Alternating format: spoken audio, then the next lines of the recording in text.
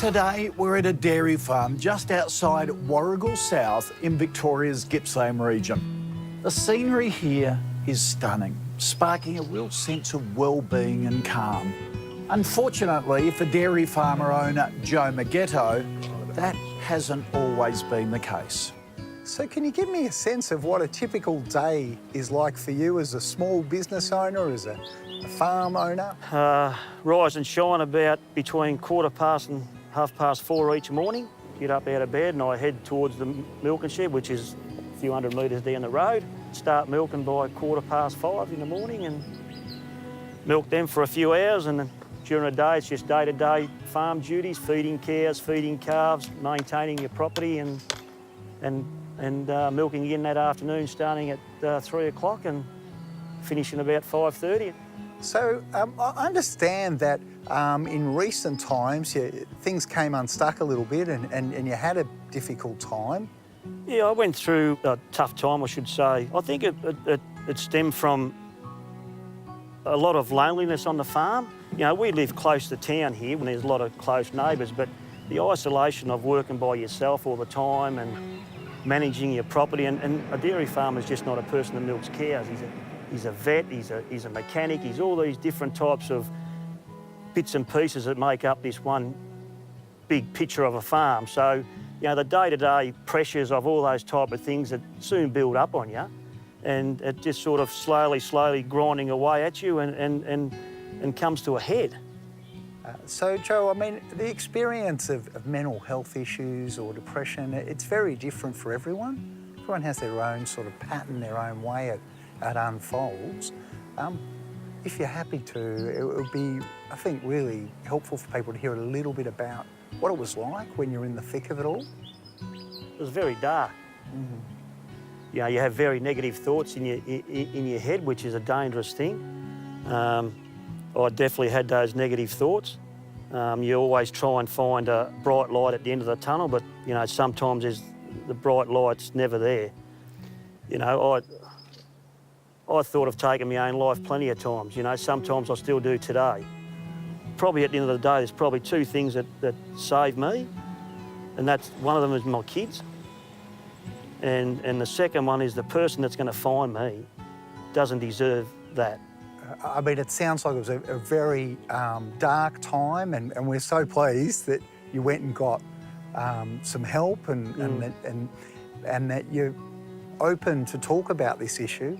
You know, at Beyond Blue, we really do encourage people to have the conversation when they're worried about family members.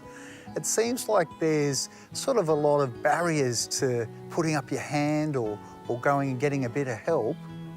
As a male farmer, I think it's male across the board. We're macho people. We want to keep things inside us. And that was certainly, for me, a big factor for a number of years, that I didn't really want to tell anybody because you think what they're going to...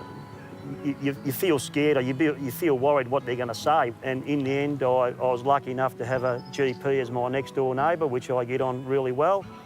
And I went and saw him and I've been on the mend ever since.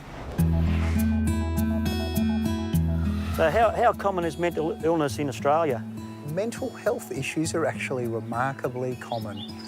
So in Australia, in any one year, about 1 million people are experiencing depression and about 2 million are experiencing anxiety. Often family members are a little bit worried to ask about suicide because they think, oh, maybe I'll put the idea in someone's mind. But we know that's not the case, and it's fine to ask someone, how are you going, how are things going? And I think how you've described that, you know, thinking about why you wouldn't take your own life was so important. And people should also be aware that there's an enormous amount of resources and help in the community now. Yeah. There's, you know, the Beyond Blue 24-hour helpline, there's Lifeline. In Australia, we've got a wonderful health system. You can go to your GP, you can get what's called a GP mental health plan, and that entitles you to some Medicare-funded psychology appointments. So is there specific advice that small business owners can seek? Look, I think the issue with small businesses is that they have a lot of pressures on them. They carry a lot of responsibility, because it really lands on them. On the Beyond Blue website, we have a link to what's called Heads Up, and it's really focused on workplaces. There's a whole section there for small businesses. I think some of the other really interesting information on the Heads Up website is how to make a mentally healthy workplace culture in a workplace. And so this is a shared responsibility of employers and employees. So in the future, what do I need to do to keep my mental health in check? So I think trying to create, as best you can, a boundary between work and home. Yeah. Easy to say, hard to do when you're the one running the business. But getting together with other small business owners, because you guys are really, and gals, are really sharing the same sort of pressures. You know, sometimes just to hear how other people are managing is really helpful.